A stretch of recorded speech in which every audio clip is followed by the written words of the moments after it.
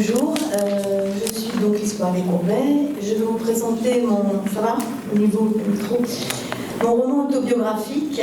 C'est la première fois que je vis longtemps.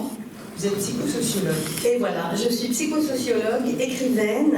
J'anime des séminaires Histoire de femmes, récits de vie, écriture. Et il y a 3 ans, j'ai présenté un livre, c'était pas ici, mais ce livre, c'est un essai, après une enquête longue sur 10 ans. Vivre après un viol, chemin de reconstruction, préfacé par Clémentine Autain. Et cette fois-ci, donc, je voulais vous dire aussi que j'ai été moi-même violée avec étranglement, j'avais 16 ans. J'ai commencé à écrire ce roman, c'est la première fois que je vis longtemps, pendant la guerre en ex-Yougoslavie, les années 91-95. Et dans cette période, il y a eu des viols collectifs de femmes, le viol comme arme stratégique de guerre. Et chez moi, ça a suscité un sursaut, une révolte.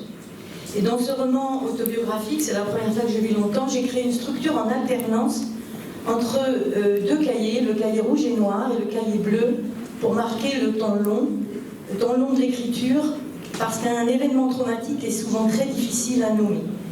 Dans le cahier rouge et noir, la narratrice écrit son journal au jeu, celui de l'enquête qu'elle mène auprès de ses frères et sœurs, et à partir des pièces du procès, puisqu'il y a eu un procès en cour d'assises 20 ans après l'événement, elle écrit. Dans le cahier bleu, elle fait vivre l'adolescente de 16 ans avant et juste après le viol. C'est écrit au L. J'ai écrit la traversée de l'événement comme une tentative d'apprivoiser quelque chose qui ne peut jamais l'être. L'écriture serait un cri muet qui me protège. J'ai écrit ce livre 4 ou 5 fois. J'ai cherché la justesse des mots, la sobriété, la rigueur. Et pour moi, cette écriture, c'est un travail de l'ellipse, des points de suspension, des trous de la mémoire, et j'étais vraiment inspirée par d'autres auteurs comme Pérec, Annie Ernaux, Marguerite Duras. Dans ce livre aussi, il y a le précieux de l'amour réparateur, l'imaginaire de l'émancipation au travers des voyages. Et pour terminer, je voudrais vous lire un extrait. Passer de l'avant à l'après de l'événement pour mieux conjurer son effet néfaste, pour recoudre les fils cassés entre l'avant d'une certaine innocence et l'après du désastre.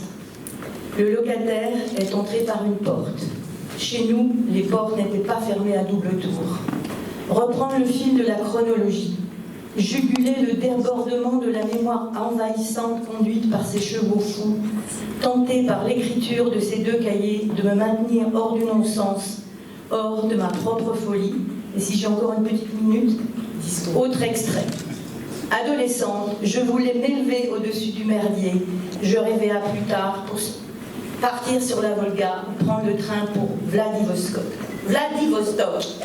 Alors, c'est fini ? Oui. Voilà, merci.